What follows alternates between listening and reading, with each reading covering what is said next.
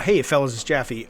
Real quick, I wanted to do a video. This is not like a review or anything, so don't, Halo Infinite campaign came out today. It may end up being my favorite game of the entire year in terms of the campaign, but I don't know yet. I've only played about 50 minutes, 60 minutes of it.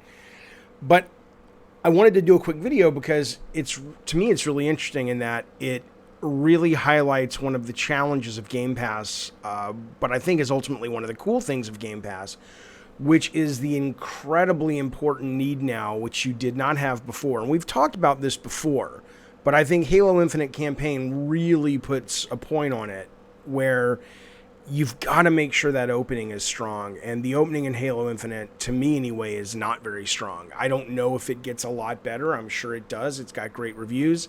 And if I had spent 60 or 70 bucks on it, I would be like, yeah, well, okay, I'm invested. I'll stick it out a little bit more. But I'll tell you, it's not bad. The gunplay feels great. The AI seems really smart.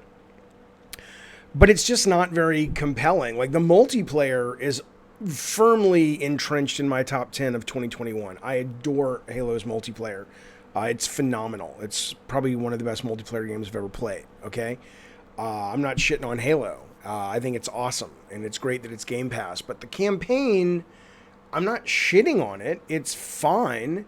But so far, about an hour in, the gameplay is not very compelling. It's not very unique. The presentation, not that that's why I play games, but just when you have something like the Sony first party to compare it to, let's put it this way, in the same way that Sony has yet to come close to Microsoft when it comes to multiplayer that you see in Halo, and I honestly think they haven't come close, or maybe they've come close, but they are not the kings of sim/arcade racing like they used to be. I would much rather play Forza 5 Horizon. I probably won't even touch Gran Turismo. That's just me. Okay, so it's not a console war thing. I know some people will take it that way. That's you being a fucking child. That's not what I'm talking about. Because what I'm talking about applies to any subscription service, right? Which is you aren't invested, which is good. You shouldn't be that invested that you play something or watch something or read something that you're bored by or you're not interested in. That's that Stockholm Syndrome bullshit, that you feel like you're obligated to do something that's really not pleasing you. The only reason I'm going to continue playing it, at least for another couple hours, is the reviews are great, and I'm assuming it opens up. But that's a crutch that 95% of games that get released will not have, especially when they are service-based games, or not service-based games, but subscription-based games. If this had just been like a standard game and somebody said, hey, there's this thing called Halo Infinite, it's on Game Pass, give it a play, I would be done. Like yesterday I played Chorus for the first time, which is like a sci-fi space shooter game. Never really knew what it was. People just said it's pretty good. And I'm still playing it 3 or 4 hours in, and I'm enjoying it, right? It would cost me nothing to walk away from it.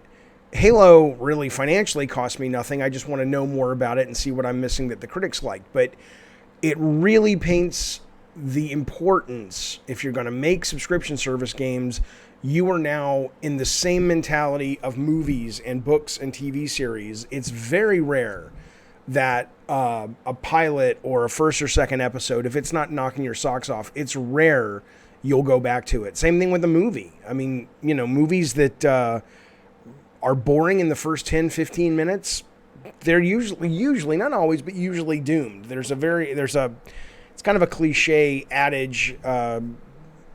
I guess all adages are cliche, but there's a cliche in the movie business when I was trying to get into the business and writing scripts and stuff, where they said you really have to make sure that first 10 pages just blow your mind and go, I want to keep reading.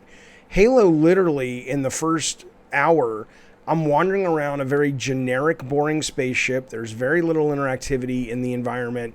The cutscenes are fine. They're a little over-directed and showy with all the camera stuff. It's very, I don't mean to be a dick, it's kind of amateur hour when it comes, not the execution, but the kind of the action direction feels very first time somebody's been behind the camera of a CG camera, and it's like, wow, I can do anything with the camera. It's like, yeah, you can, but when you do stuff like, hey, look, Ma, I'm directing it, it kind of pulls you out of the storytelling. The guy who's playing the pilot, I don't know. I don't follow Halo lore. Uh, Fuck that guy. He should shut the fuck up. The guy, he's whiny. He's scared. I guess I get it. I don't think that's necessarily a bad character, but it's a bad character when he won't shut up and he's in my earpiece the whole fucking time. So that guy's kind of grating. But more of it is just like, it's just shoot, shoot, shoot, shoot, shoot. And the AI is interesting and stuff, but it really, it's quite generic and kind of boring so far. I don't know. Are you playing it? And I'm assuming a lot of people are playing it today. What do you think? And again, to me, the what the fuck's happening with my screen?